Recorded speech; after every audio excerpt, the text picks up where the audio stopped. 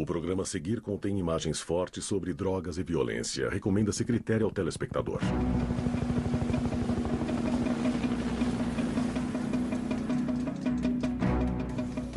Uma grande carreira branca abre seu caminho até a América do Norte. Do fazendeiro colombiano que colhe uma simples folha verde, até o pescador que um mês depois enche um submarino artesanal de cocaína pura e parte para o México. Então, 2 semanas depois, 40 toneladas da droga são carregadas em um caminhão que cruza a fronteira dos Estados Unidos até o traficante. E finalmente o usuário paga por 1 grama da droga o que pagaria pelo mesmo peso em ouro. Ao ser consumida, a cocaína contribui para uma indústria que gera anualmente 30 bilhões de dólares, está fora de controle e transforma a fronteira sul dos Estados Unidos em uma das regiões mais perigosas do planeta. Cocaína, história entre linhas.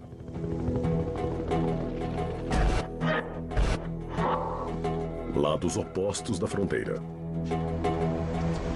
As cidades na fronteira do México são extraordinariamente violentas. Juárez é a mais violenta do mundo.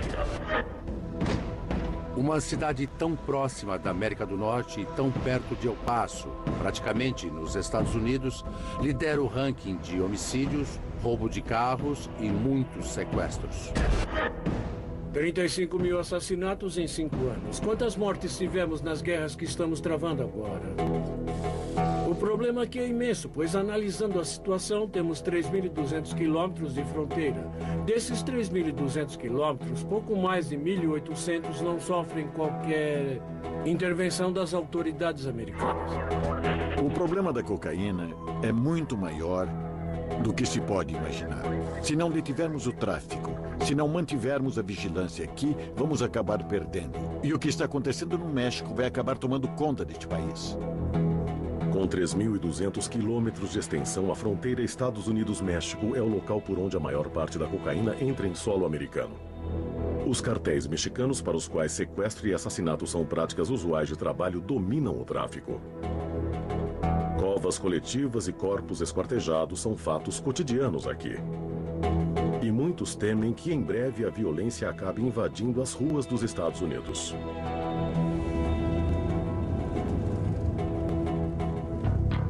Parte 1. A fronteira. São 7h30 da manhã de uma segunda-feira e nós recebemos um telefonema sobre um possível homicídio na periferia de Culiacán. E isso mostra como homicídios podem acontecer a qualquer hora, a qualquer dia, em qualquer lugar. No momento, o México está no meio da pior guerra do narcotráfico de todos os tempos. Estamos lutando em Sinaloa, estamos lutando na fronteira, mas grande parte das drogas vem de Sinaloa, porque o cartel de Sinaloa é historicamente a maior organização criminal desta nação. Com a pressão do governo, este cartel desencadeou uma guerra civil. O império implodiu. Esta aqui é uma das cidades mais violentas do planeta. Nós temos cerca de 5 mortes todos os dias. E em muitos destes homicídios são usadas armas como a AK-47, a R-15, e assim como os criminosos, muitos civis também são atingidos.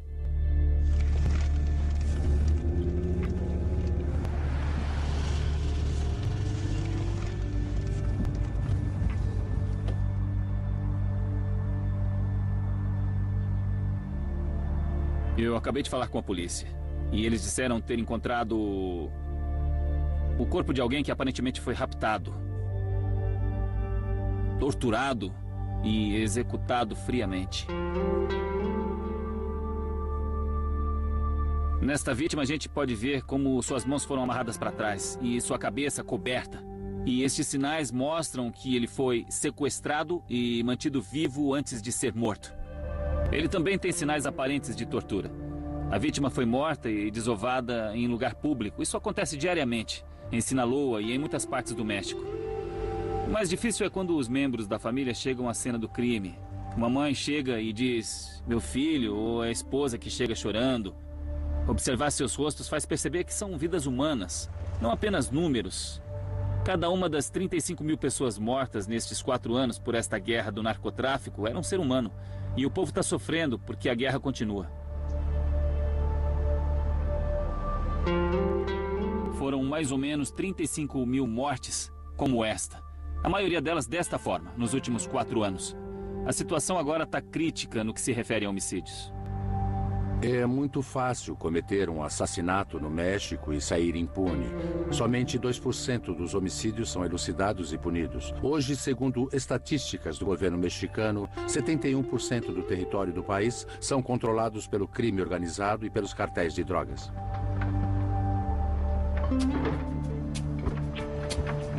O tráfico de drogas não foi sempre tão sangrento. Por milhares de anos, os sul-americanos mastigaram a folha da coca aproveitando suas propriedades digestivas e estimulantes.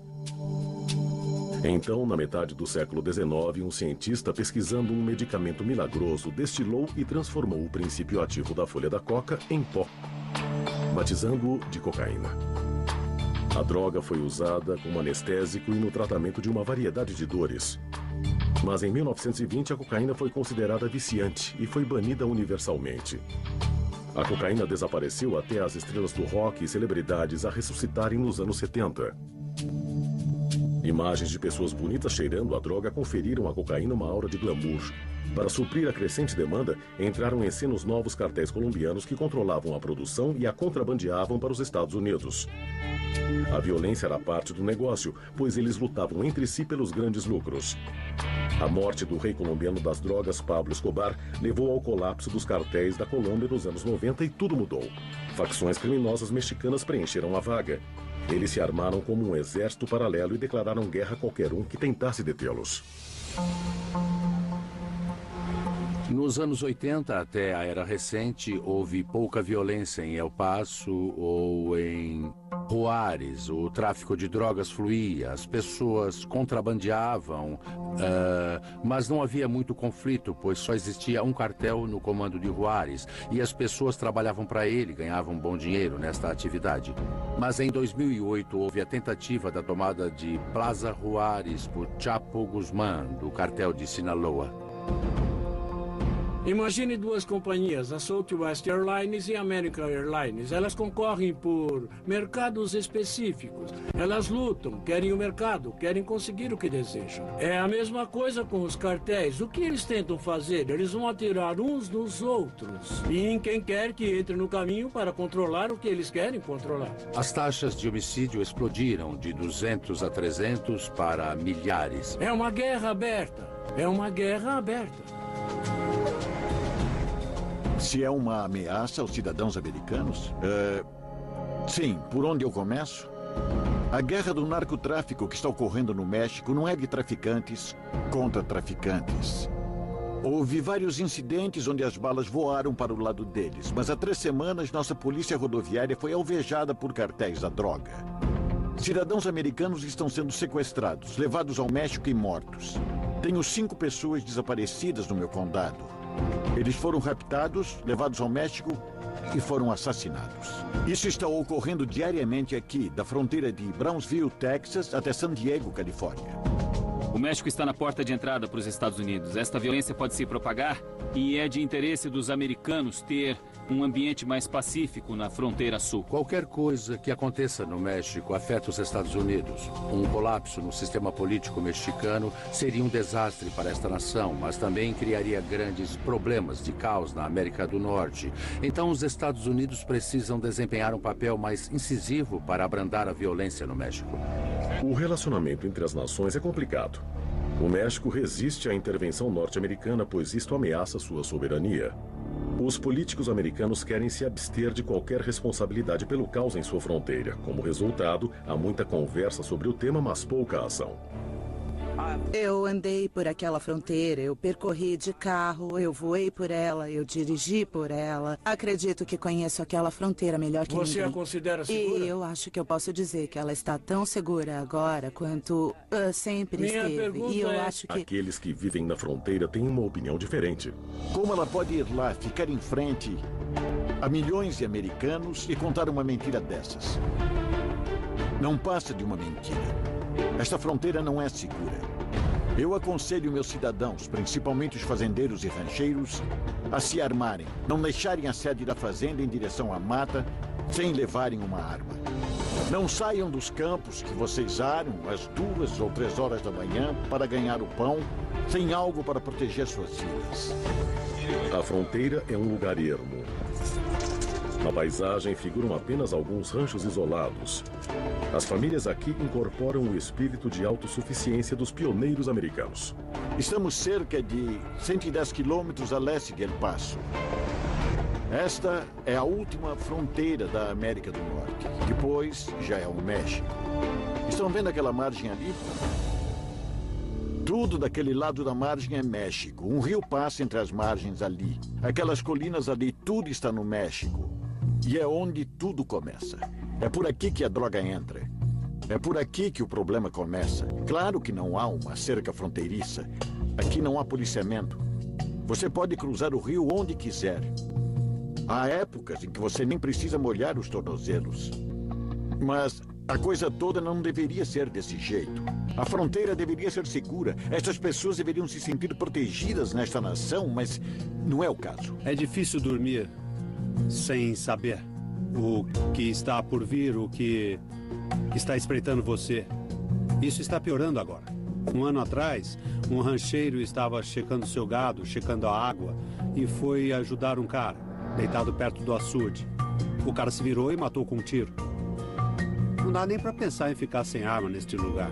É simples assim. Se eu acho que posso dar conta de 10 caras, não, mas pelo menos terei a chance de lutar, de talvez conseguir fugir para um local seguro até alguém aparecer para nos ajudar. Nas grandes cidades americanas, existem bairros tranquilos e calmos. Mas de repente as gangues tomam conta do bairro e o lugar perde toda a tranquilidade e toda a calma. As pessoas estão se mudando, estão indo embora. Elas não querem participar disso. A vida como a conhecíamos acabou por causa desses cartéis. Eles arruinaram tudo para todos. Os cidadãos norte-americanos que vivem na fronteira provam que a violência e as drogas não são um problema exclusivo do México, pois também afeta os Estados Unidos e é de responsabilidade de ambas as nações.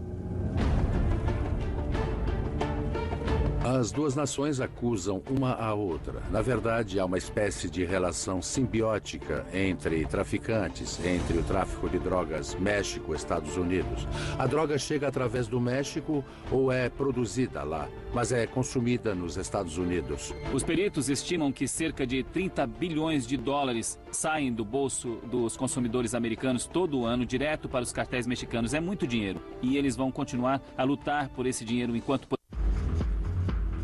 A cocaína abriu um grande caminho através da América do Norte. Pode ser ilegal, mas é um grande negócio e, como qualquer outra indústria, é regulado pela lei da oferta e da procura. E nos Estados Unidos, a procura é enorme. Parte 2. Usuários. Tenho 30 anos de idade e uso essa droga há 16 anos. Quanto eu gasto em crack por semana? Talvez uns $1.000. Uns $1.000 ou mais. Eu acho que eu fumo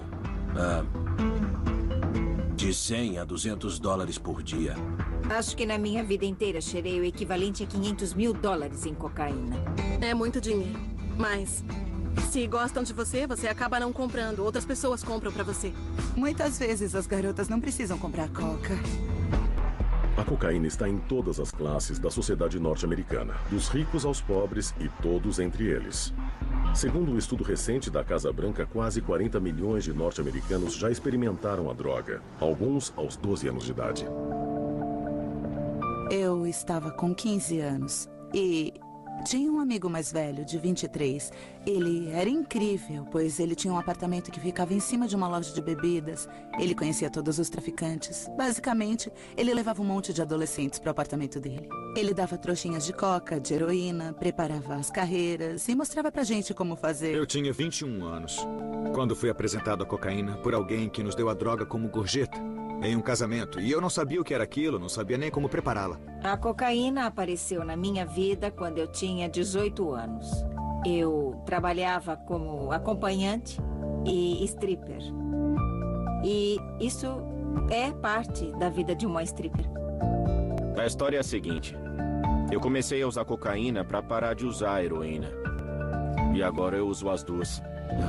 Eu venho usando drogas desde os 12 anos. E agora que eu tenho 52 anos de idade, eu ainda tô usando essa porcaria toda. Meus amigos disseram, manda ver. A gente usou e nada aconteceu. Usou de novo e nada aconteceu de novo.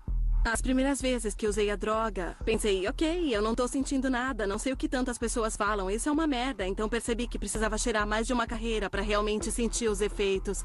E você sente mesmo. Eu ficava limpando minha casa feito um louco, o som ficava ligado, eu dava festas, ficava muito louco, mordia os lábios, falava sobre coisas das quais eu nem me lembrava e eu me divertia. Então eu queria mais. E mais. E muito mais.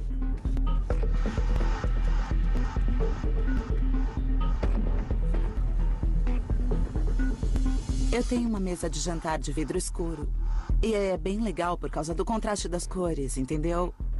Nós fazíamos as carreiras sobre a mesa e ficávamos olhando. E quando você se curva sobre ela, dá pra se ver um pouco. É bem engraçado. É o tipo de atitude que a gente tinha a usar. Isso devia ser uma coisa boba e divertida.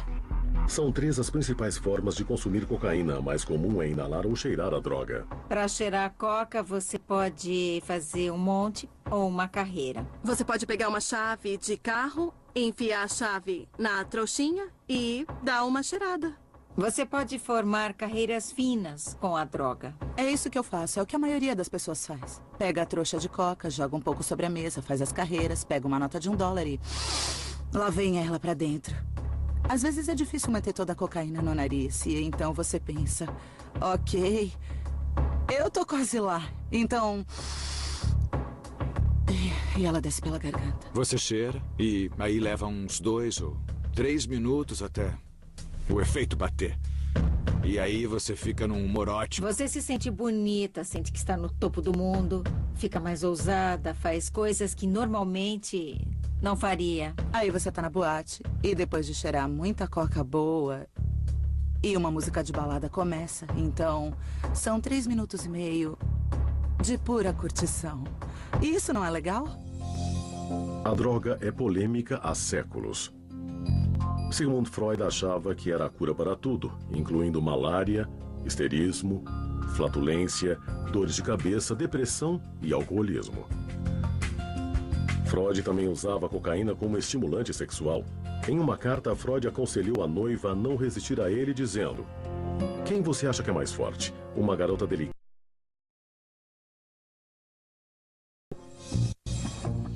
Cheirar é rápido, fácil, pode ser feito em quase todo lugar.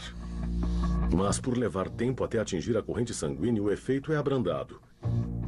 Então, algumas pessoas injetam a coca. Ela flui mais rápido, o efeito é mais forte. Antes de tirar a agulha do corpo, eu já sinto o gosto da coca na boca. Injetando a droga, você fica mais alto com menos cocaína. Esse aqui é o recipiente onde eu coloco a água para encher a seringa. Isso aqui é para colocar cocaína. E aí, usando um cotonete comum, você tira o algodão da ponta.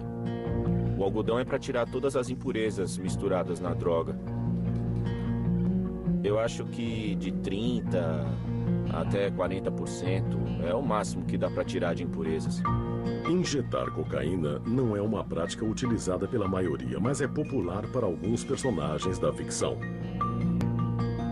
Sherlock Holmes aplicava em si uma solução de 7% de cocaína sempre que se encontrava entediado ou depressivo. Uma vez que você supera o medo de injetar a droga, depois disso você não consegue parar mais. Há outra forma de consumir cocaína, fumando. Esta versão da droga é chamada de crack.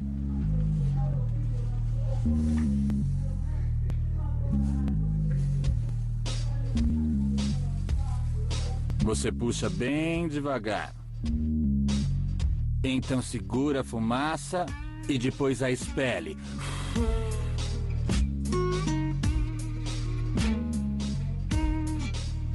E então, a cocaína te pega de jeito. Para produzir o crack, a cocaína é misturada ao fermento de pão e água para então ser aquecida. Há duas razões para se fazer essa droga. Pedras de crack podem ser vendidas em porções pequenas e baratas, e fumá-lo traz um efeito imediato e avassalador. Mas as consequências podem ser devastadoras. Esta droga afeta as pessoas de forma diferente. Alguns mudam a personalidade, outros ficam paranoicos, outros ficam quietos. Alguns querem limpar a casa inteira. Ficam ativos. Depende da qualidade da cocaína. Se for ruim, a coisa pega. Esta droga afeta a sua vida. Você não fuma o pó, porque o pó não traz o mesmo efeito que a cocaína transformada em crack traz. Nós que usamos o crack gostaríamos de tê-la na forma mais pura. Em alguns minutos, se a cocaína for boa, os espasmos vão começar. Os espasmos normalmente ocorrem após o consumo do crack. E eu estou começando a perder o controle da minha boca, se puder notar. No momento, eu estou um pouco tenso. É isso. Tenso. Não consigo controlar meus pés e tudo está saindo fora do meu controle agora.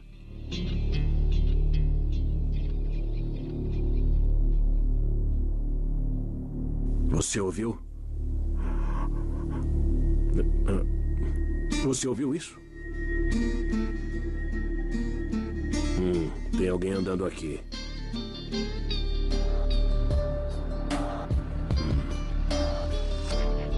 O efeito são 15 minutos de glória.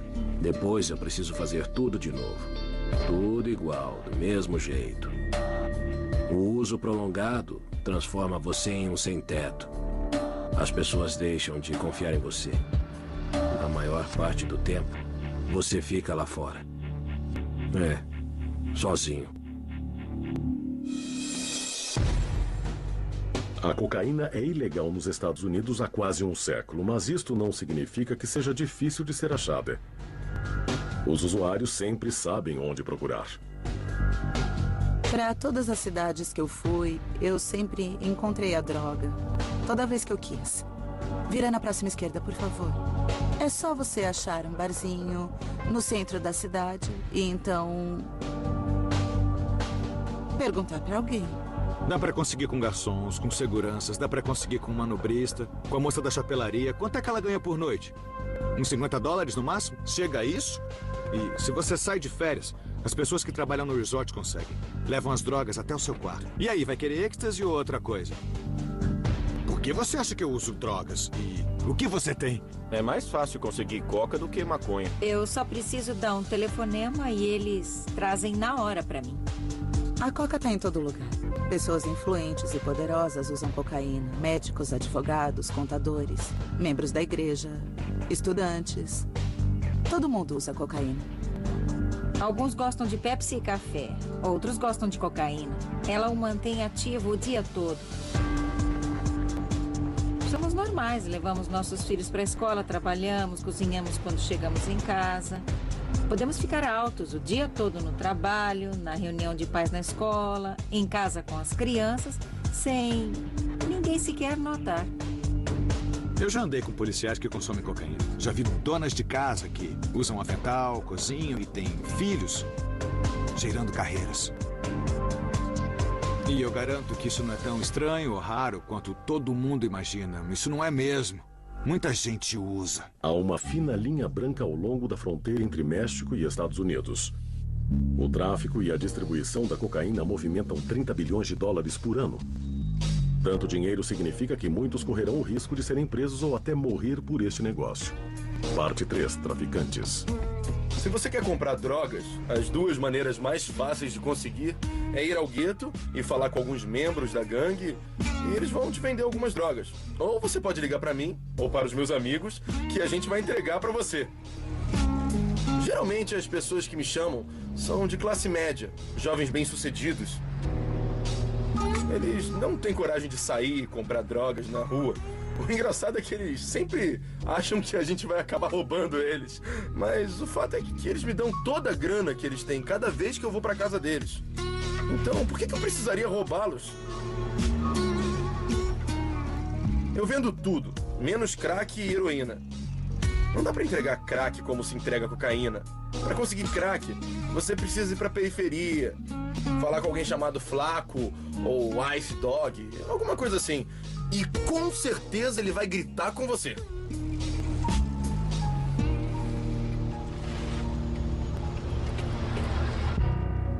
A cocaína sempre foi um meio rápido de ganhar dinheiro. Mas quando o crack surgiu nos anos 80, os lucros triplicaram do dia para a noite. Mas isso trouxe uma devastadora onda de crimes que assolou cidades de Los Angeles a Chicago e Nova York. O uso do crack atingiu o ápice por volta de 1989 e continua nas ruas até hoje. Há muito lucro no crack. Só para ter uma ideia, hoje 1 quilo de cocaína aqui em Chicago é vendido a $27.500. Depois de produzir o crack, cortá-lo e embalá-lo, eles terão 12 mil pedras. Depois a pedra é vendida a $10 cada uma. Do quilo de coca que eles compraram a $27.500, eles vão acabar fazendo $120 mil. Eu cresci neste bairro.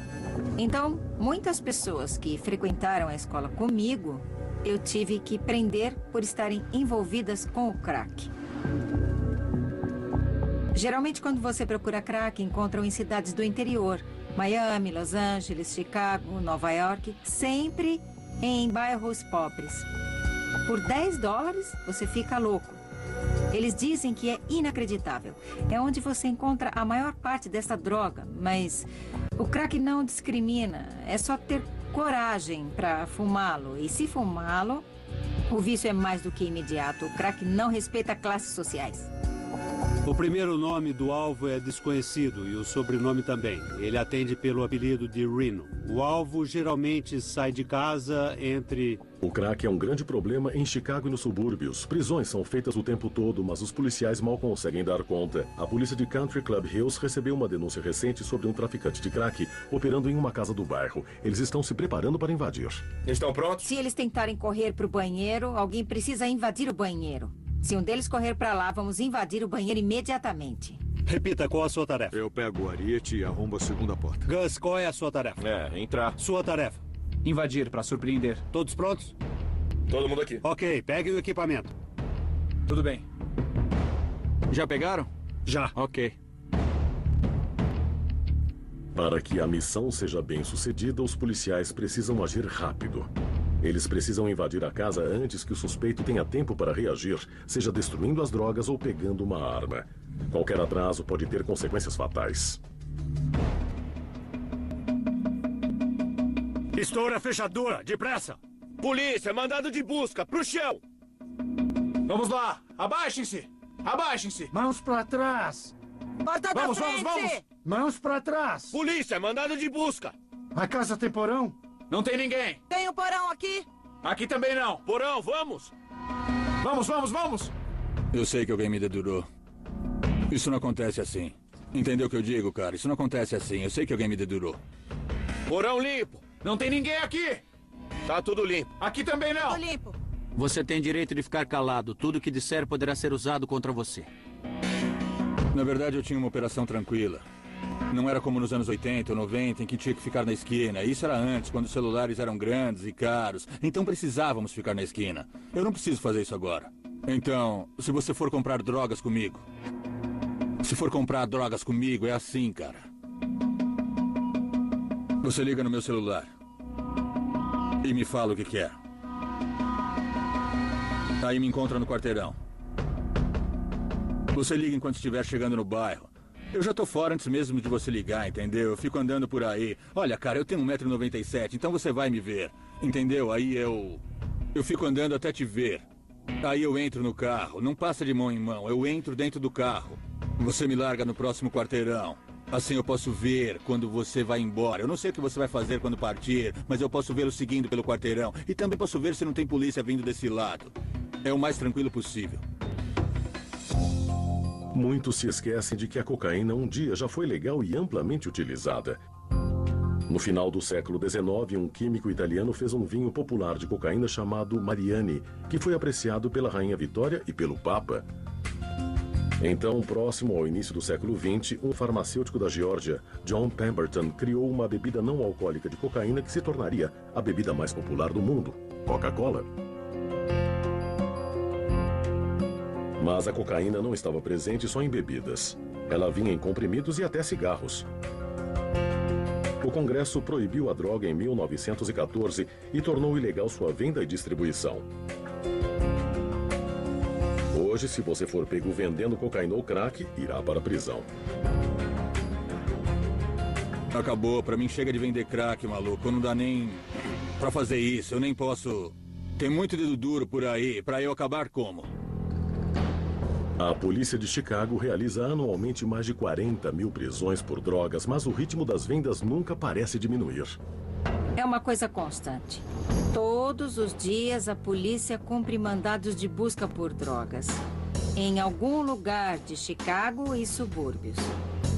Todos os dias. Com a mesma rapidez com que os tiramos das ruas, outro traficante ocupa a mesma casa e começa... A cocaína viaja em uma direção, norte. Começando nos confins da América do Sul, a droga abre caminho rumo ao norte até os Estados Unidos. A última parada antes de chegar às ruas é o grande traficante. Ele é o que tem mais a perder e também é o elo mais perigoso do processo. Existem vários tipos de traficantes, mas, na minha opinião, podem ser classificados em duas categorias. Aqueles que precisam de empilhadeiras e os que não precisam. Eu sou um traficante com uma empilhadeira e um caminhão. Parte 4. Distribuidores. Na minha vida, fiz pelo menos 20 milhões de dólares. Um dia típico para mim era abrir às 4 da manhã e vender drogas até umas 9 da noite. Era como ir a um posto de gasolina, encher o tanque e pagar a conta. Filas. Filas de pessoas querendo comprar. Aquilo era tudo. Não tínhamos feriado. No Natal vendíamos drogas. Ano Novo vendíamos drogas. Páscoa vendíamos drogas. 4 de julho vendíamos drogas. Se é pra destacar só uma coisa boa, a melhor coisa em vender cocaína é o dinheiro, com certeza. É o dinheiro. Eu tô falando de uma soma em que é necessário pagar pessoas pra contar pra você. 30, 40 mil por dia. É muito dinheiro.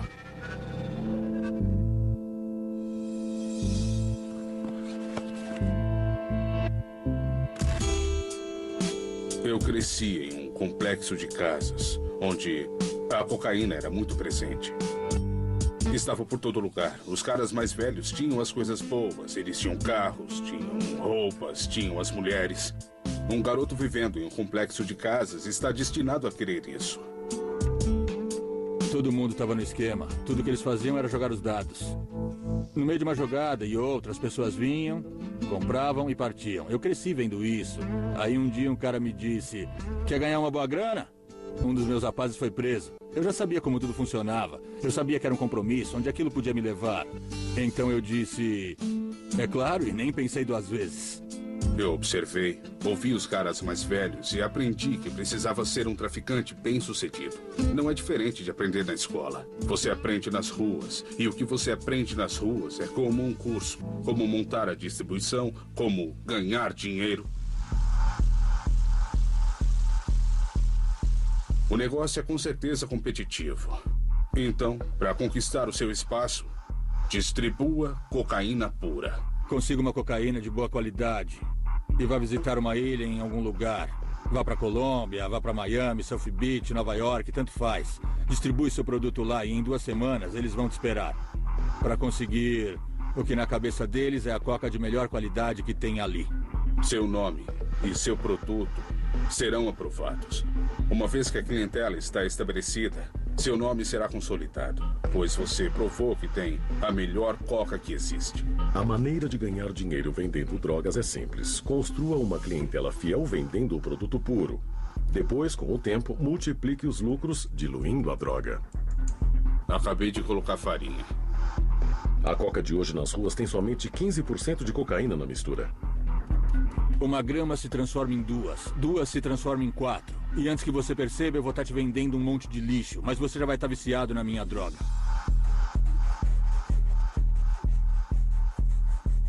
É assim que se agrega valor à cocaína. Os lucros são mais altos. O resto é a mesma coisa. Todo mundo faz isso, dos maiores aos menores. O traficante de rua vem e compra 3 frascos.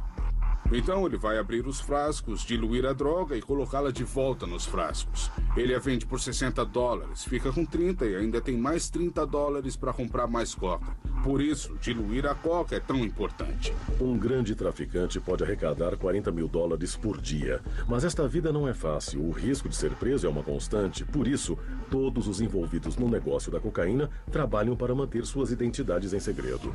O que todo mundo faz é manter tudo separado. Eu vendo para os meus clientes, então eu compro a minha droga de alguém, entendeu?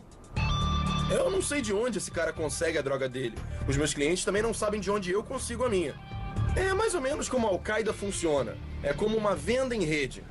Dessa forma, se um dia eu for preso, eu só vou poder entregar um cara. Eles podem pegar esse cara e ele vai entregar mais um, entendeu? É mais ou menos assim. Eu trabalhava com mais de 60 pessoas. Dessas 60 pessoas, talvez 3 soubessem o que realmente acontecia. O resto achava que sabia o que estava acontecendo. Porque se você ganha dinheiro em grande escala, fica paranoico. Acha que está todo mundo de olho em você. Você nunca sabe de onde o inimigo virá. Você quer se proteger, não quer ganhar esse dinheiro e morrer. Quer pegar e viver bem. Você acorda de manhã e sai pela porta sem saber o que vai encontrar. Pode ter um ladrão esperando para te pegar. Alguém que quer se apossar do pequeno império que você construiu e tomar o seu lugar. Incluindo a polícia. Quando eles dormem, você tem que estar acordado. Era assim com a divisão de narcóticos. Nós íamos lá e tirávamos fotos dos carros que usavam. Tínhamos comunicação via rádio, tínhamos scanners para ouvi-los conversando. Anotávamos os turnos deles na delegacia. Havia vários esconderijos de drogas. 5 esconderijos em um prédio, 5 em outro, 5 em outro. Porque eu sempre preciso estar um passo à frente. A pior coisa no negócio de tráfico é que a pressão é muito grande. Sempre tem possibilidade de você cair. E você pode cair feio se não tiver sorte, sacou? É um grande risco ser traficante. Na média, as pessoas são presas antes de conseguir $10 mil neste ramo. Isso não é um jogo para um cara comum. O nome do jogo é Polícia e Ladrão. Eu sou o ladrão. Você é a polícia. Prenda-me se puder. Mas vou avisar. Eu não tenho medo de puxar o gatilho. Se eu te pegar, você já era.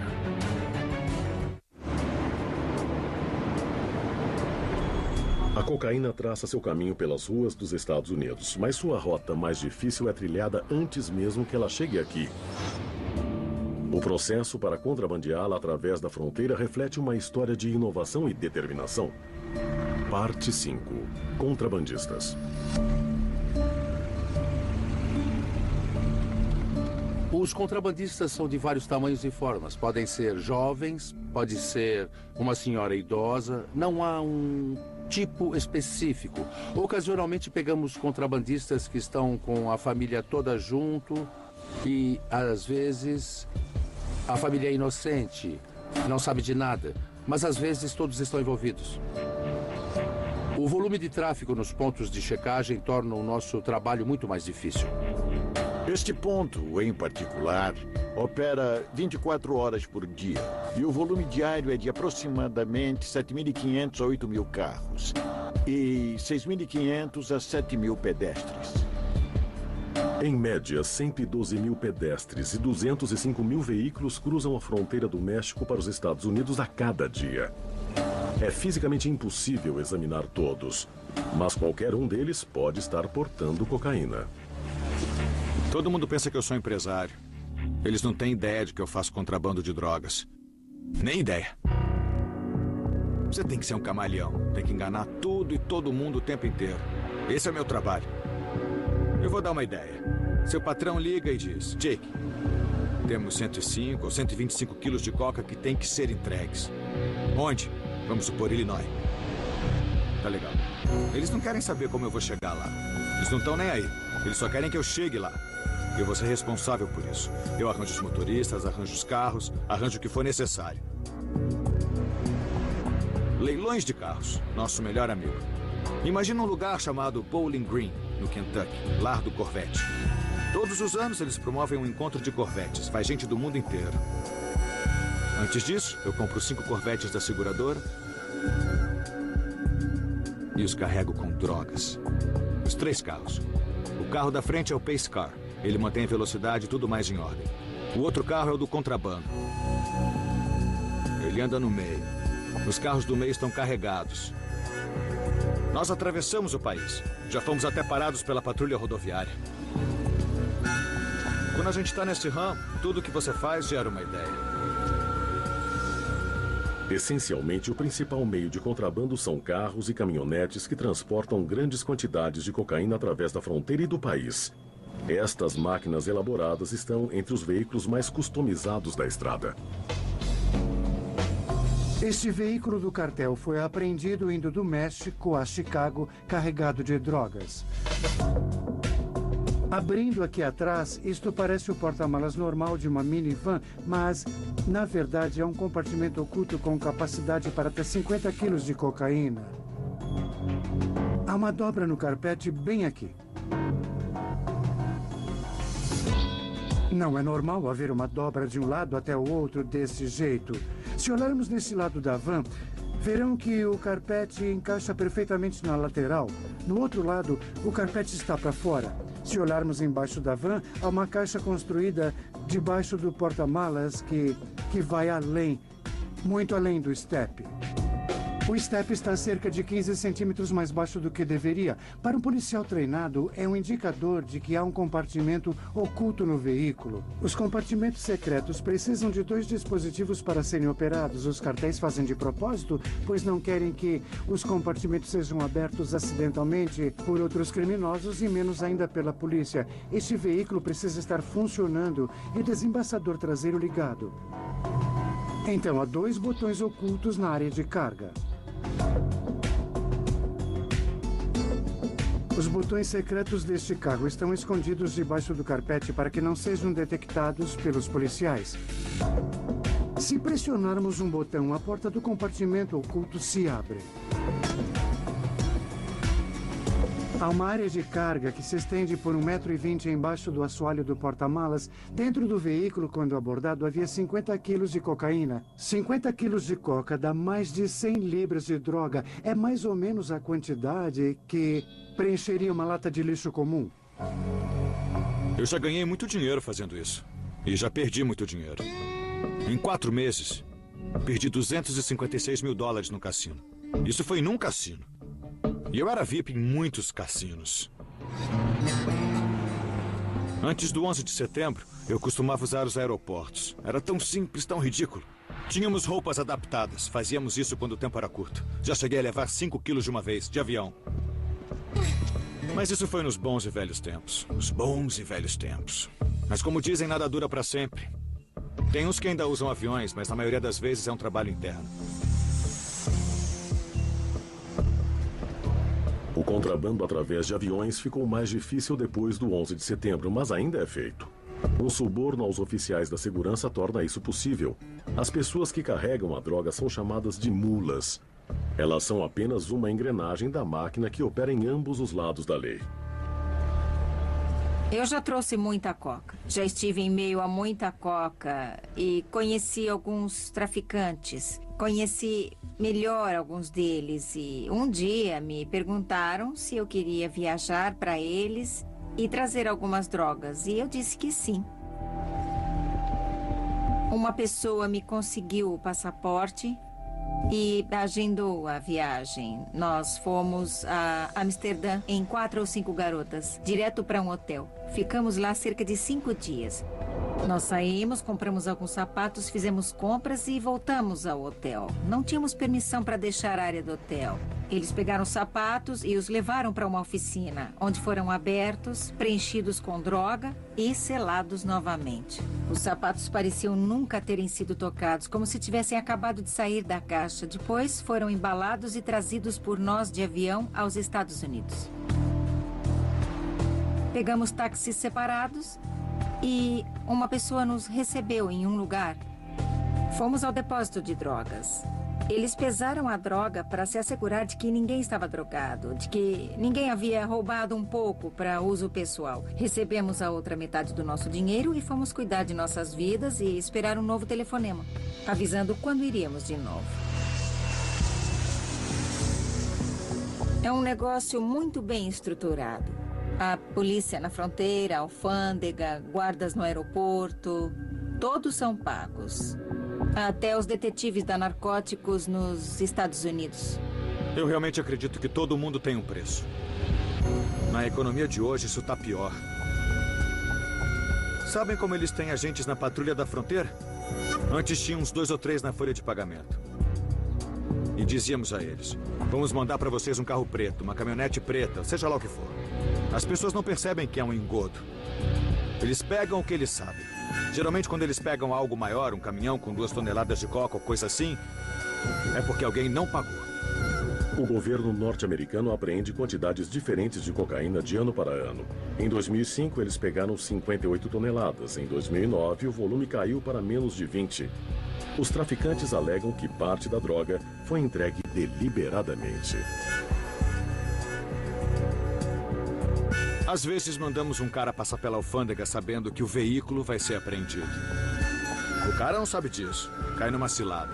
Mas ele não tem antecedentes. Checamos antes. Vai ser preso como muro. A polícia não vai pedir cooperação. Ele não vai aceitar, vai se calar e cumprir sua pena. Vai pegar 2 anos no máximo. Algumas pessoas recebem uma boa quantia em dinheiro para cair, permitindo que a maior parte das drogas entre.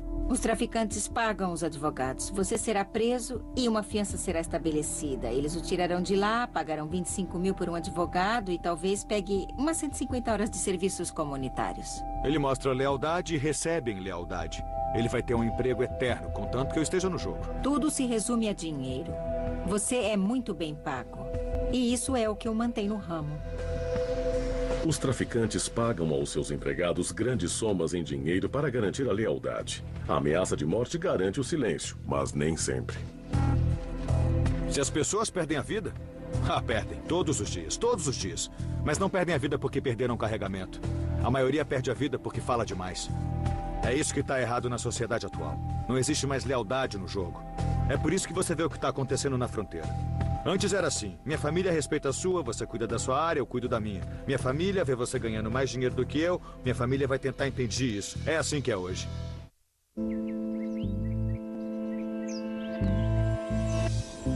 Os Estados Unidos são o maior importador de cocaína e 90% desta droga vem através da fronteira com o México.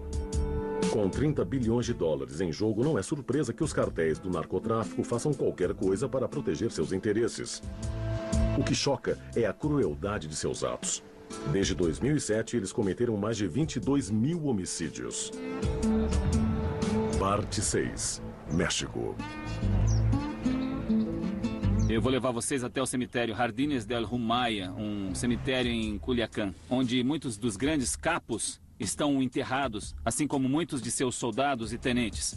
É um exemplo incrível de como o tráfico de drogas celebra a morte e a extravagância, com uma quantidade enorme de dinheiro.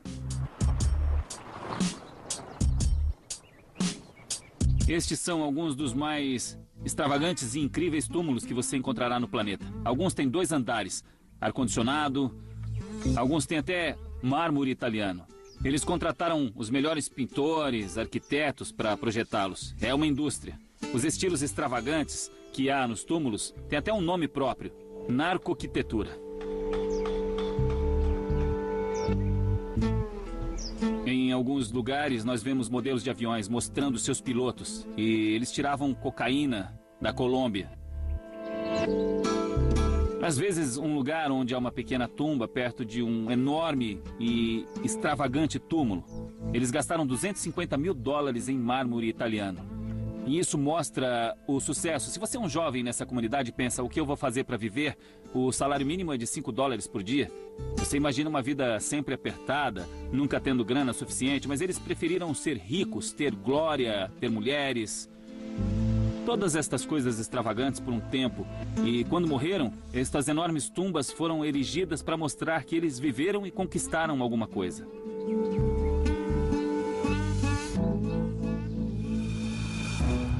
Muitos desses túmulos são feitos de mármore italiano e climatizados com ar-condicionado. Mas neste modesto jazigo está um dos mais execráveis traficantes da história. Sua morte em 2009 levou a um dos atos mais ultrajantes de vingança na história do tráfico de cocaína. Entre os capos ou chefões neste cemitério, o mais rico e poderoso foi Arturo Bertrand Leyba. Ele fez bilhões de dólares contrabandeando cocaína colombiana para o México e para os Estados Unidos. E parte do plano de combate ao narcotráfico travado pelo presidente Felipe Calderón é tentar derrubar os chefões ou capos. As forças de segurança se focaram em Arturo Bertrand Leyba. Eles buscaram informações com agentes americanos do DEA. Eles passaram informações para os soldados mexicanos. Os soldados atacaram um complexo de apartamentos, mas Arturo Beltrán recusou-se a entregar. Ele estava com 5 de seus homens. Eles atiravam pelas janelas, jogavam granadas. No final, Arturo caiu, mas foi durante a batalha um dos soldados mexicanos foi baleado e morto. Os soldados mataram Arturo Beltrán e seus 5 homens. Após sua morte, alguém mexeu no corpo de Arturo Bertrand Leyba. Decorou o corpo dele com notas de dólar e permitiu que fotógrafos entrassem e tirassem fotos como forma de humilhação. Como quem quer dizer, nós acabamos com este poderoso chefão. Vocês não são heróis para estes jovens. Nós podemos humilhá-los. É claro que o pessoal do Arturo não gostou nada disso. No tiroteio, um soldado mexicano morreu baleado. No dia seguinte, o presidente lhe prestou uma homenagem durante o sepultamento. Na cerimônia, atiradores surgiram do nada e mataram a mãe, a tia, o irmão e a irmã do soldado. A mensagem era: se mexerem com a gente, nós vamos acabar com a sua família inteira. Execuções sumárias como o assassinato da família do soldado refletem uma mensagem de terror impossível de ser ignorada. Os últimos alvos foram os jornalistas que os reis do tráfico quiseram calar, impedindo-os de comentar seus crimes sangrentos. Apesar das ameaças, o premiado jornalista Fernando Brito vem tentando atrair a atenção do mundo para a crescente violência no México através de suas fotos de homicídios. É assustador, pois não parece nem um pouco seguro e há certos limites que não ultrapassamos, pois sabemos que após esta linha qualquer coisa pode acontecer. Então, este trabalho não é nem um pouco fácil, pois lá fora só existe insegurança e perigo.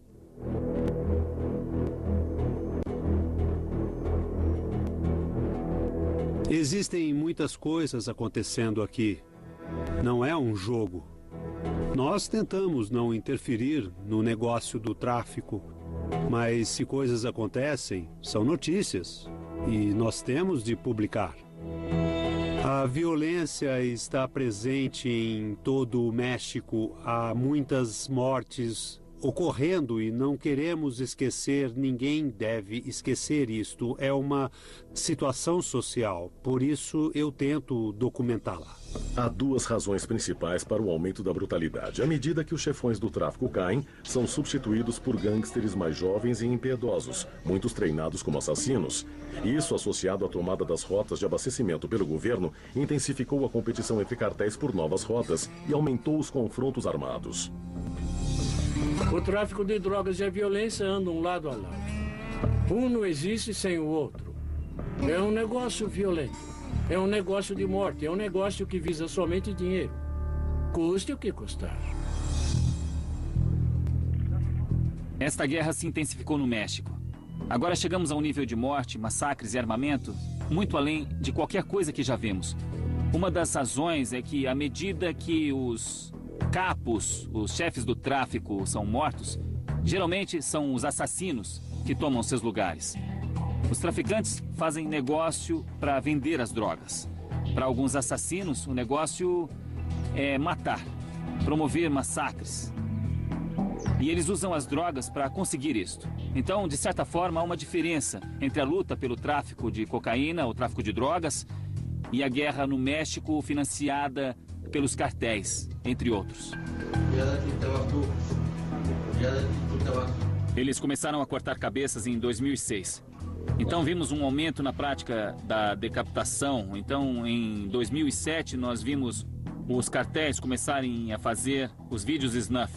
Houve milhares e milhares de sequestros de pessoas inocentes em troca de resgates. Isso mostrou um desprezo doentio pela vida humana, um terror difícil de compreender e assustador de se ver.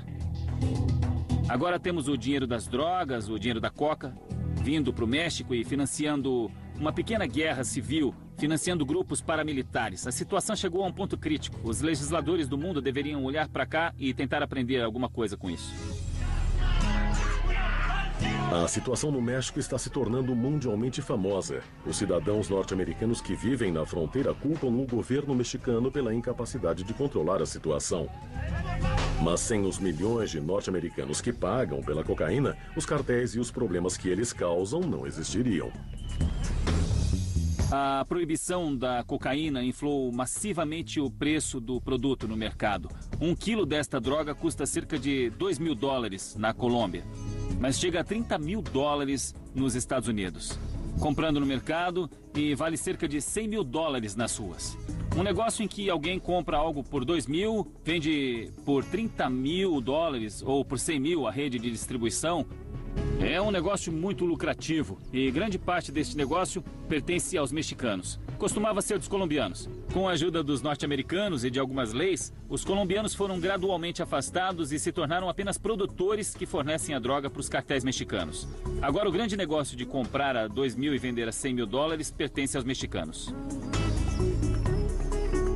Se não for controlado, creio que o governo mexicano acabará se tornando um narco-estado. E quando isso ocorrer, o que vai acontecer? Teremos um narco-estado na nossa fronteira sul e não vamos controlar. Espero que isso não aconteça. A pior hipótese para o México seria algo como a Colômbia, onde há milhares de refugiados deslocados pela violência gerada pelas drogas. Há partes enormes do país totalmente controladas pelos cartéis do narcotráfico. Isso está começando a ocorrer, já está ocorrendo no México.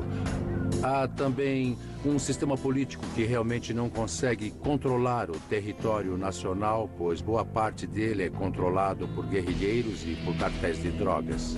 O pior cenário para o México seria os cartéis ficando cada vez mais fortes e a violência aumentando cada vez mais e mais. Houve 15.000 homicídios aqui no ano passado. E se fossem 50.000 em um ano? Isto realmente abalaria a sociedade mexicana.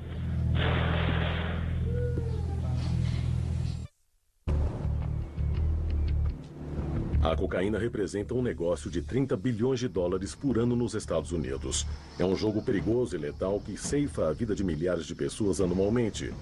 Por décadas, o fluxo de drogas para a América do Norte foi controlado pelos cartéis colombianos. Embora os mexicanos tenham se encarregado do contrabando, os colombianos ainda estão a cargo da produção. Os governos mexicano, colombiano e norte-americano se uniram para combater estas operações. Mas a cada vitória dos governos, os contrabandistas mudam de tática, às vezes de forma bem engenhosa. Parte 7. Colômbia. Há alguns anos, os colombianos controlavam a maior parte da coca que entrava no país. A maior fonte de renda deles era a cocaína. Então, no final dos anos 90 e início dos 2000, eles começaram a deixar a distribuição a cargo das organizações mexicanas do narcotráfico. Levar a droga ao México é relativamente fácil. Eles a vendem aos mexicanos e deixam os mexicanos enfrentarem todos os riscos inerentes ao transporte da coca aos Estados Unidos. Eles perceberam que a margem de lucro obtida por quilo é similar à que teriam se distribuíssem a droga diretamente na América do Norte. As técnicas que os contrabandistas usam mudam constantemente. Eles mudam, nós mudamos. Basicamente, é um jogo de gato e rato. Basicamente, eles começaram a trabalhar com barcos velozes. Então começaram a utilizar barcos de pesca. Agora usam semi-submersíveis. Os traficantes vêm utilizando semi-submersíveis desde 1993. Encontramos o primeiro naquele ano. Um semi-submersível é basicamente um aparelho que pode navegar com a maior parte do corpo sob a água. Isso torna muito difícil para os radares detectarem a embarcação. Os cartéis recrutam pescadores para pilotar estas precárias embarcações. As condições são terríveis, a temperatura é alta e a circulação de ar péssima. A viagem ao México pode durar 10 dias e os semi-submersíveis são geralmente sucateados após uma jornada. Mas eles podem transportar até 5 toneladas de coca e os pilotos são muito bem pagos. Este homem fez 2 viagens bem-sucedidas antes de descarregar 4 toneladas de cocaína em um barco da polícia disfarçado. Ele acabou extraditado para uma prisão americana, onde cumpriu 8 anos e 9 meses. Eles me ofereceram $200 mil pela viagem. Eu aceitei o trabalho. Eu fiz o trabalho. Resolvi fazer. Há muita pobreza e poucas oportunidades de trabalho. Então é muito fácil para os cartéis conseguirem convencer estas pessoas a entrar no jogo. O meu pai era pescador. E tudo o que eu queria era ser um pescador como ele. Mas o problema na Colômbia é o combate do governo aos traficantes de droga. Eles não criam trabalho para o povo. Eu quero comprar uma casa para minha família e dar boa educação para os meus filhos também. Mas a única maneira que encontrei de fazer isso foi traficando drogas. A primeira vez que eu tentei, eu fui pego e cumpri 7 anos em uma prisão norte-americana. Mas tudo que eu estava tentando fazer era sustentar a minha família. A pessoa que está na embarcação não é o traficante, é alguém que precisa de dinheiro para poder alimentar os filhos em casa. Este é o grande problema social. As pessoas são tão necessitadas que se veem forçadas a fazer isso, pois não há outro recurso. E o governo não ajuda em nada. São os cartéis que ganham dinheiro. É isso que acontece. O cara que faz a viagem, esse não ganha nada. Não ganha absolutamente nada.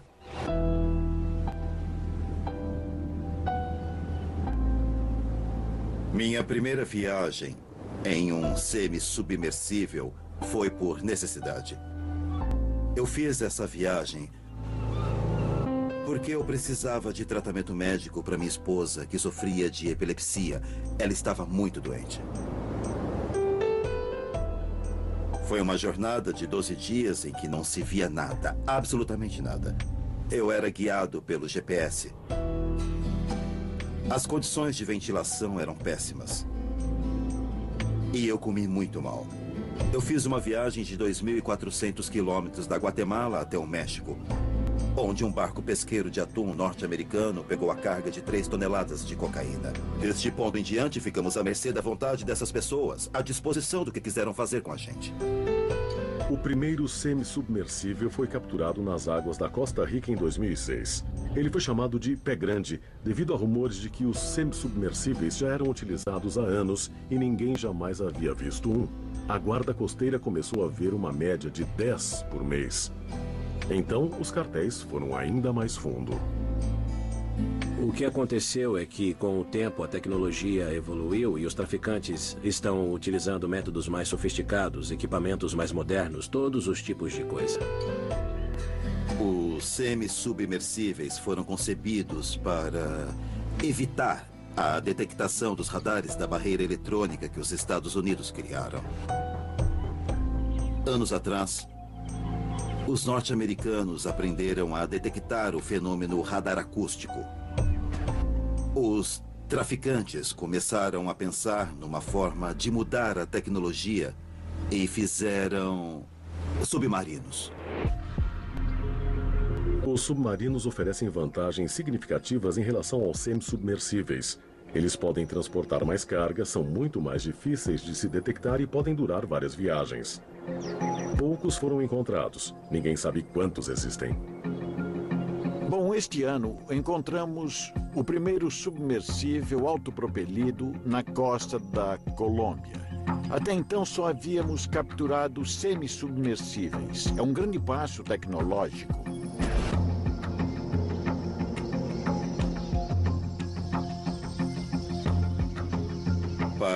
a construção dos submarinos. Engenheiros norte-americanos e ex-pilotos de submarinos vieram e ensinaram os traficantes a construir estas embarcações com tecnologia russa. O custo de um submarino gira em torno de 2 milhões de dólares. Calculamos isto com base em informações e materiais que eles utilizam. Uma viagem pode render aproximadamente 49 milhões de dólares para essas pessoas. É fácil, é muito fácil pagar o submarino. A verdade é que nesta guerra a mudança é constante. Os narcotraficantes tentam se adaptar, agir contra as autoridades. É como um jogo de xadrez. Nós tentamos estar sempre à frente deles.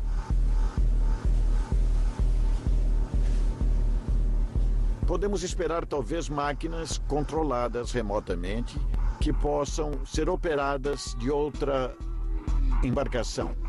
A uma distância de 16 quilômetros, será muito difícil detectá-las.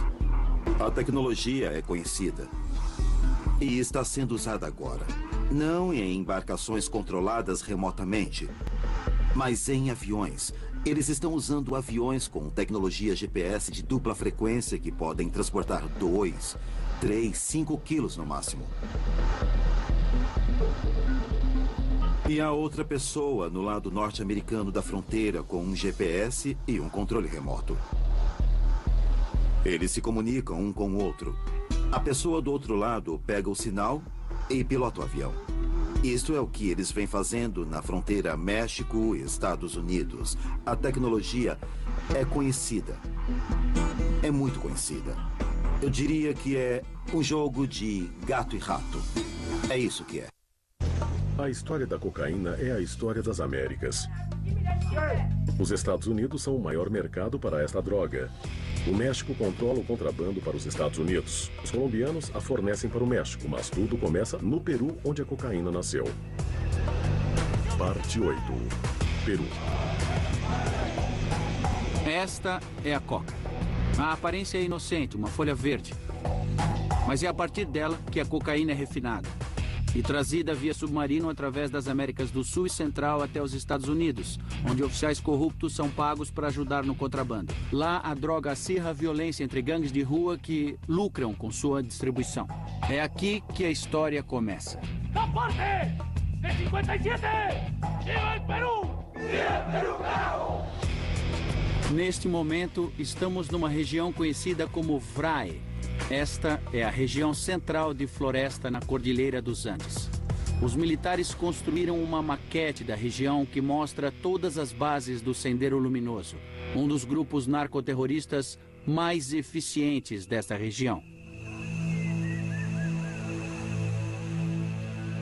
O Sendero Luminoso é uma organização militante comunista que surgiu em 1980 e disseminou uma guerra terrorista no Peru por mais de uma década.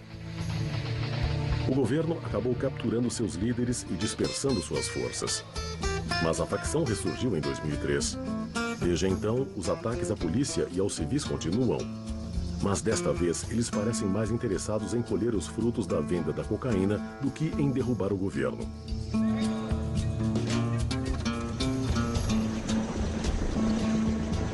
O Vale VRAE é importante por várias razões. Geograficamente, é perfeito para o cultivo da coca, o princípio ativo da cocaína.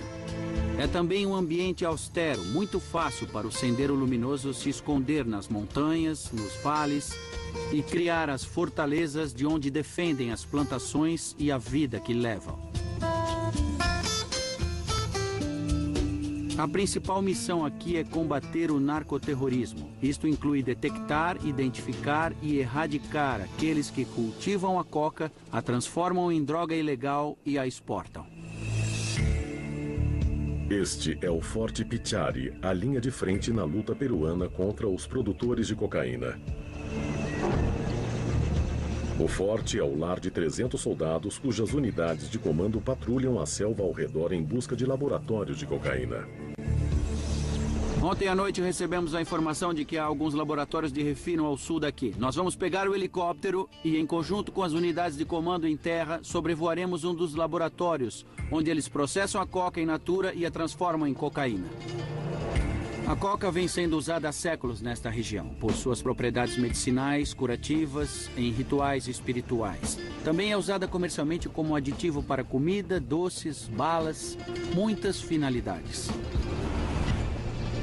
Não é ilegal cultivar a planta. O proibido é refiná-la e transformá-la em cocaína, uma atividade que o governo peruano gasta milhões de dólares tentando erradicar. Entretanto, eles não queimam estes campos, pois eles sustentam a região inteira. Este povo não pode cultivar outra coisa, pois teriam que levar o produto até onde o mercado está. A diferença aqui é que o mercado vem até eles.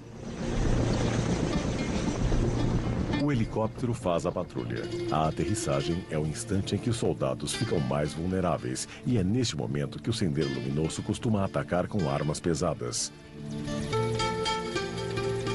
A unidade então é transferida para um hovercraft e desce o rio até o alvo.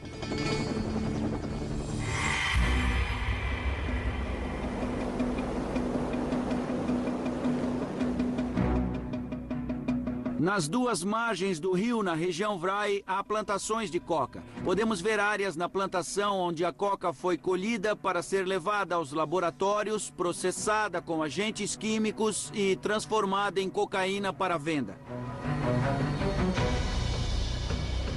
Já houve esforços no passado por parte da polícia, dos militares, para erradicar a plantação de cocaína. Mas a resposta a esta tentativa foi uma revolta popular.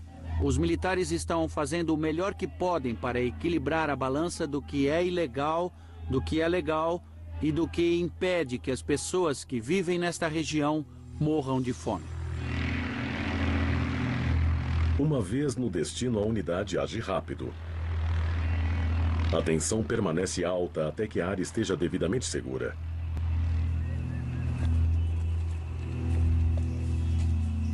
Um ataque surpresa é impossível, pois os motores do hovercraft alertam as pessoas que processam a cocaína nos laboratórios. À medida que a unidade se aproxima, o nível de perigo aumenta. Este é o local de maceração. Esta área é muito valiosa, é muito bem vigiada. Normalmente há explosivos e talvez até granadas ao redor de áreas como esta. Os soldados farão uma checagem de perímetro para garantir que o lugar é seguro. Eu vou explicar o que há neste local. A maceração é o primeiro passo no processo de produção da cocaína. Aqui, no calor da selva, com o forte odor dos químicos e da vegetação apodrecendo, grupos de operários peruanos trabalham duro por semanas processando a folha. Isto é um composto formado por querosene, ácido hidroclórico e sulfúrico misturados a um pouco de cal. O que temos aqui é um laboratório bem primitivo, é o que eles chamam de cozinha. Aqui elas emulsificam a mistura e a transformam em pasta de cocaína. Ela pode ser consumida, produz efeito, mas ela não se compara ao potencial desta droga depois de refinada e transformada em cocaína para venda. Além disso, todos estes químicos tóxicos usados na produção da pasta de cocaína escorrem por essa canaleta até o rio, causando incomensuráveis danos ambientais. Os fazendeiros vivem aqui por uma temporada inteira. Eles podem ter 4 colheitas por ano numa região como esta. Quando chegamos aqui com os soldados, os fazendeiros que trabalhavam neste laboratório fugiram para a mata. Nós vimos suas marmitas. Eles estavam comendo somente arroz e batata. As condições são péssimas. Há lixo e restos por toda parte. E eles têm de inalar estes gases tóxicos dia após dia. Agora os soldados vão destruir este acampamento. Eles vão encher estas valas de maceração com os produtos químicos e o querosene para depois incendiar tudo. Este acampamento será considerado inútil após sairmos daqui. Todos os anos, as unidades de comando localizam e destroem mais de 200 pontos de maceração como este. Mas nunca é suficiente para interromper a produção. Seria mais eficiente erradicar a droga nos campos onde a coca é cultivada, mas tentativas anteriores levaram à resistência popular. Nenhuma outra cultura é tão lucrativa quanto a coca para os fazendeiros que a cultivam. Se você fosse um fazendeiro vivendo na miséria, não perguntaria quem ou por que você está prosperando na sua pequena vila. Muitos dos que cultivam a coca nasceram, vivem e morrem em um raio de 16 quilômetros de onde sua fazenda está. Agora o governo está tentando levar ajuda humanitária para estas regiões. Estão tentando realizar operações de desenvolvimento econômico. Infelizmente, as organizações do narcotráfico são melhores neste ponto. Em troca, conseguem a ajuda e o apoio da população local. A cocaína vem deixando uma trilha de sangue através das Américas. Ela atinge os ricos e os pobres, criminosos e agentes da lei, os mortos e os vivos. Todos vítimas da guerra que é travada até hoje. Junho de 1971, o presidente Richard Nixon declara guerra às drogas. 2 anos depois, cria a Drug Enforcement Administration. Em 40 anos, já gastamos $1 trilhão, 40 milhões de prisões foram feitas e ainda assim, a cada 18 segundos, alguém é pego comprando ou vendendo drogas nos Estados Unidos.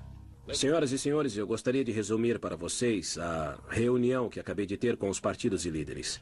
Eu comecei a reunião com esta declaração que acredito que precisa ser feita à nação.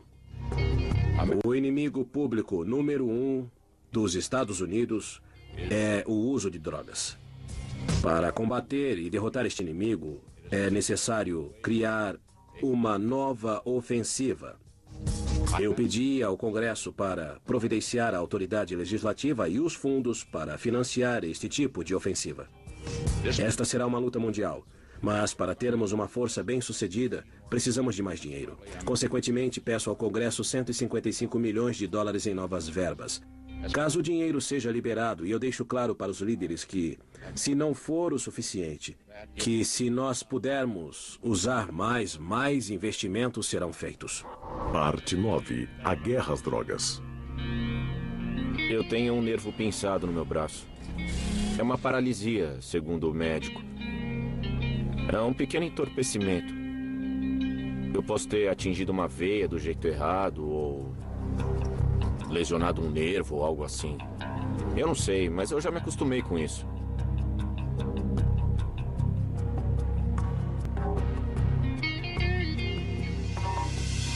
Eu ainda funciono como qualquer outro ser humano. Realmente não é tão ruim assim, se você souber lidar com isso.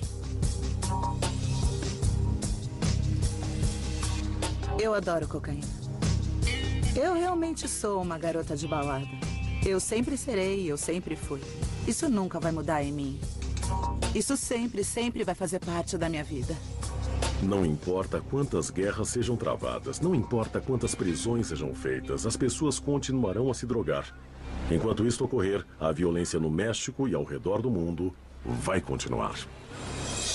É o consumo norte-americano de drogas que financia este conflito. Bilhões de dólares passam todos os anos das mãos dos usuários norte-americanos para o bolso dos cartéis que pagam assassinos inescrupulosos para comprar armas e munições. Mas novamente é a falha dos legisladores que permite que isto ocorra. Uma guerra perdida às drogas vem sendo travada há 40 anos. Eles deixaram a cocaína criar cartéis bilionários. Então, pessoalmente, eu não culpo os usuários de droga. Mas alguém deveria se levantar e dizer: sejam responsáveis, parem de usar drogas. Há muitos corpos aqui, mas eu acho que esta ideia não é muito realista. Eu ganho dinheiro fazendo programas. Eu cobro uns 10, 20 dólares, o suficiente para comprar crack. Eu engano eles. Faço eles pensarem que sou uma mulher, quando na verdade sou um homem. Isso faz parte do meu vício. Isso é algo que eu venho fazendo há muito tempo. O problema com as drogas nos Estados Unidos é que parece ser uma guerra infinita. O número de usuários sobe e desce, mas permanece relativamente constante. Isso não é algo fácil de se mudar. Enquanto a demanda estiver onde está, a guerra às drogas será uma piada. Nós faremos a guerra continuar. Até vocês reconhecerem que isso não vai mudar. Será sempre assim. Há uma grande demanda para coca. Ela estará sempre aqui. Os Estados Unidos nunca vencerão esta guerra, porque a quantidade de drogas é muito grande, suficiente para atender a demanda norte-americana e do mundo. É uma guerra perdida, por isso sou contra o conceito de guerra às drogas, pois é praticamente impossível interromper tal fluxo de mercadorias, especialmente porque o México tem um grande problema com a pobreza e os Estados Unidos uma grande demanda por drogas. Às vezes você faz uma prisão e no momento em que sai da delegacia, vê outro homem na mesma casa em que acabou de prender alguém. E 2 dias depois o tráfico já está a todo vapor. Mas agora eles colocaram portões mais altos para dificultar sua entrada na casa na próxima vez. É fácil ficar frustrada, mas enfim, nós não podemos desistir. Basicamente, a guerra às drogas é um mito. Tem mais cocaína neste país do que em qualquer outro no mundo. Em todas as cidades, em todas as esquinas tem cocaína. Não há um lugar onde a cocaína não esteja. É isso que mantém o ciclo fluindo, é isso que mantém o tráfico, é isso que as pessoas usam. É por isso que o tráfico nunca vai acabar. É por isso que a guerra às drogas é uma besteira. Dos mais altos aos mais baixos e todos no meio, só queremos uma única coisa: dinheiro. Eu já disse pra você sair daqui. No momento eu tô me preparando para sair e trabalhar. Na verdade, eles vão me adorar, porque tá ficando escuro lá fora, então eles não vão poder dar uma boa olhada em mim. Tô linda! Mas hoje, querido, eu vou fumar uma bela pedra. Vou fumar uma bela pedra. São 40 anos de guerra das drogas que eles falharam em vencer. Agora, muitos na América Latina e nos Estados Unidos se perguntam como podem elaborar leis que impeçam que bilhões e bilhões de dólares a cada ano acabem nas mãos dos assassinos e traficantes dos cartéis de droga do México. Os Estados Unidos e o México estão essencialmente juntos em um casamento disfuncional que não podemos abandonar. Estamos condenados a viver juntos. O narcotráfico no México não pode sobreviver sem a demanda norte-americana e as autoridades políticas do México sabem disso. Então, de uma forma bizarra, o tráfico de drogas é benéfico para os dois países e cria uma relação parasitária, simbiótica entre os dois. Mas o problema é que a maior parte do sofrimento causado pelo narcotráfico ocorre no México por causa da luta pelo controle dessa lucrativa atividade. Eu acredito mesmo que existem maneiras de vender a droga sem matar as pessoas. Se então você escolher matar pessoas para vender a droga, eu não vou influenciar ninguém a fazer essa escolha. Quando há 35 mil homicídios relacionados ao narcotráfico todo o ano, quando há covas coletivas com 183 pessoas, quando há grupos de 50 homens armados percorrendo vilas com metralhadoras e bazucas, você precisa se preocupar seriamente. Não é precipitado dizer que precisamos nos preocupar com a eclosão de uma guerra civil no México. E quando isso acontecer, teremos de olhar e enfrentar uma situação de urgência. Precisamos tentar resolver o problema e mudar a legislação que tem perpetuado este problema. Para resolver o problema da cocaína nos Estados Unidos, vocês têm que reconhecer que, até agora, não fizeram nada. E até poderem voltar à mesa e criar uma solução ou um plano melhor, o problema sempre existirá. Toda vez que eu prendo alguém, fico feliz porque sinto que estou fazendo a diferença. Tenho a esperança de que estou, sabe, evitando que o filho de alguém caia nas garras do crack. Nós precisamos continuar a luta até encontrar uma solução. Qual é a solução? Honestamente, eu não sei. Uma palavra final com relação à responsabilidade do presidente. Eu sempre hesito muito em trazer novas responsabilidades à Casa Branca, pois já há muitas aqui e acredito em delegar essas responsabilidades aos departamentos. Mas eu considero este problema tão urgente, considero que é uma responsabilidade total de todo o país. Às vezes, eu fico triste, porque tem membros de família viciados em crack. Eu sinto pelas internações. Eu sei que o produto que eu trouxe está nas ruas, suprindo a demanda. Se eu não trouxesse, outra pessoa o faria.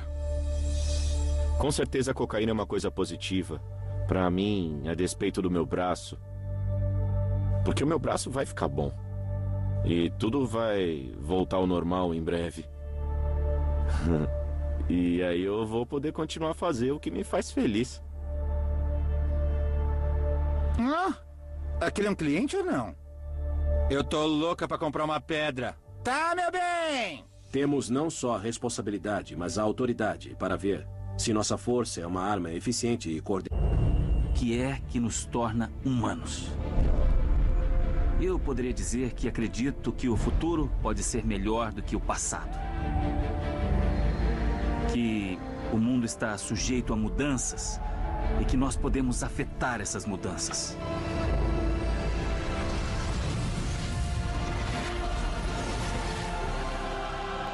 A premissa do programa é apresentar a história de todos nós, 7 bilhões de pessoas, de uma forma nunca vista antes.